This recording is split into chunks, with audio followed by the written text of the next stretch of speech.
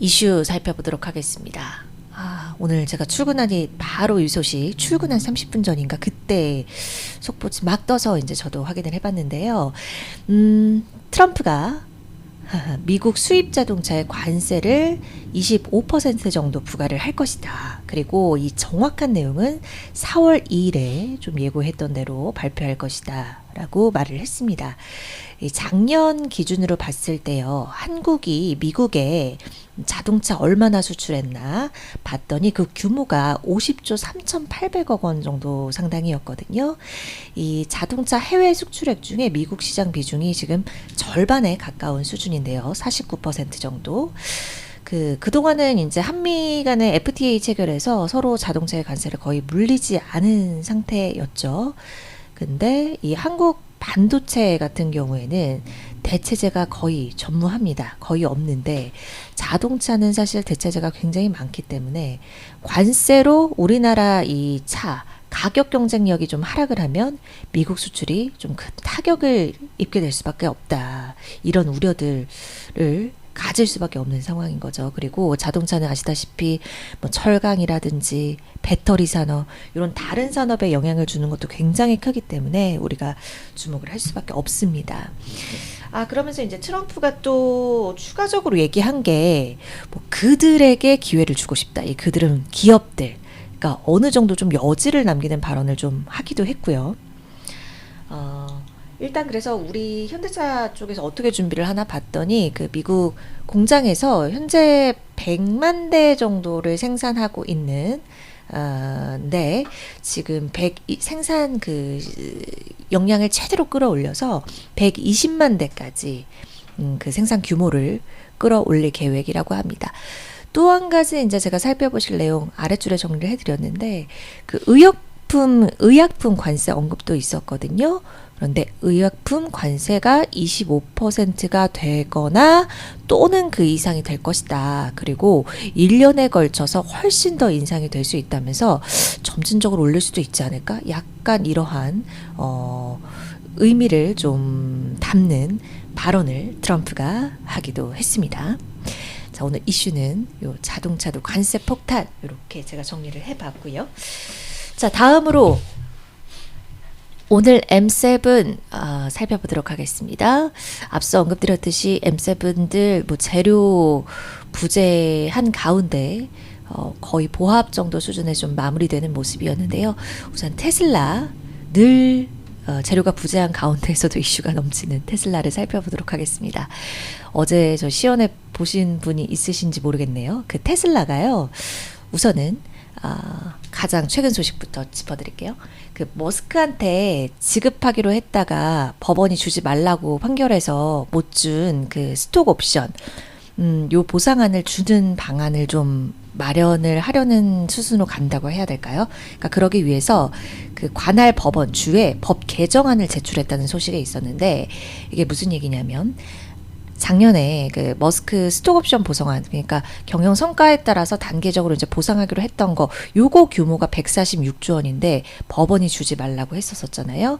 그 이유가 그때 들었던 게 이사회도 사실상 머스크 통제하에 있는데 그럼 보상안 이 정도 규모로 이렇게 주는 거, 승인하는 것도 머스크 통제하에 있었던 거다. 이런 이유를 들어서였거든요. 그래서 이것에 이제 반발해서 올해 1월에 그 판결에 불복하는 항소를 했던 거고, 요 이제 별개로 법 개정안 제출한 내용을 살펴봤더니 머스크가 통제자도 아니고, 그리고 임원들 보상안 등등 내용 포함해서 이사회의 논의나 의견 개진이 좀 더 자유롭게 하는 그런 내용들을 담아서 낸 것입니다.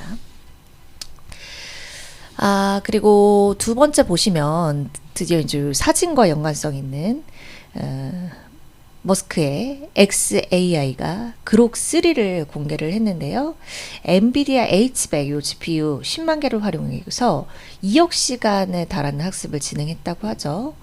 이전 모델 대비 한 10배 정도 시간을 들인 그런 수치인데,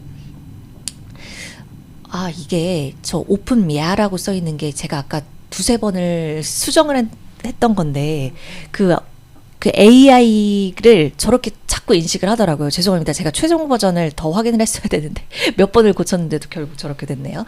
그 오픈 AI, 그래서 그록3 얘기를 하길 오픈 AI 오원 프로랑 성능이 비슷하고 딥시크의 아러는 이미 앞섰다, 이렇게 이야기를 하면서 막 수학 그 정답률 같은 거 한 것을 직접 보여주기도 했는데, 뭐 챗GPT보다 수학 점수가 좀 6배 좀 높은 그런 것을 공개를 하기도 했습니다. 그러면서 뭐 로켓에 언제 넣을 수 있겠느냐 이런 거 이제 연구원이 그냥 우스갯소리로 좀 질문을, 농담 섞인 질문을 했더니 머스크가 2년 내 스페이스X에 탑재할 수 있다, 이렇게 언급을 하기도 했습니다.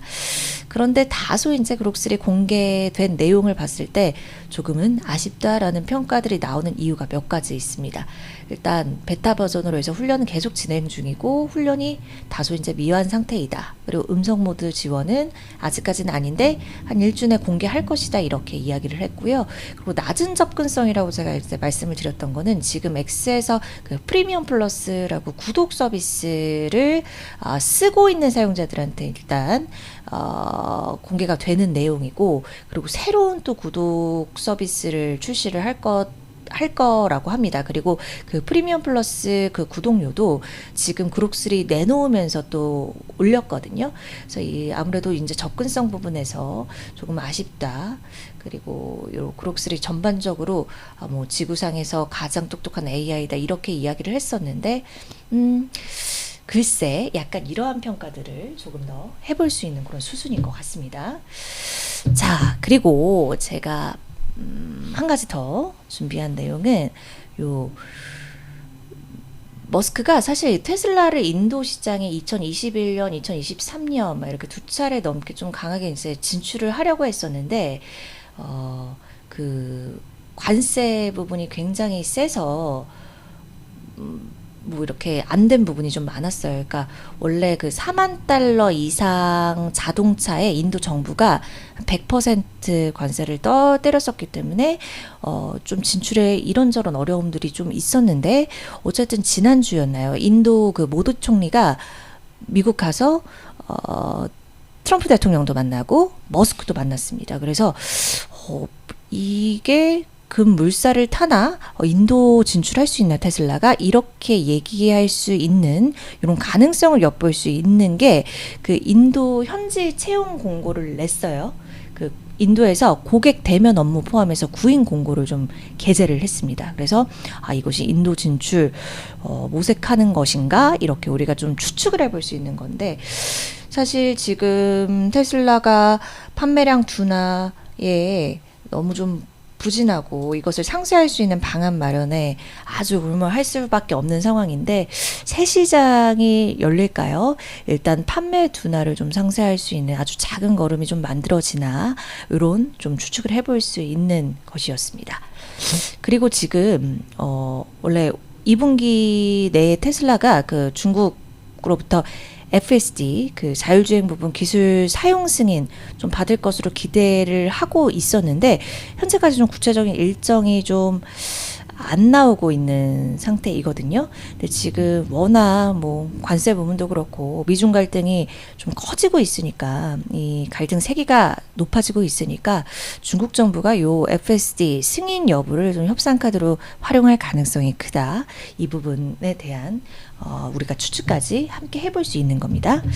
자, 여러분 함께 해주고 계신 분들 많이 계시네요. 고맙습니다. 반갑습니다.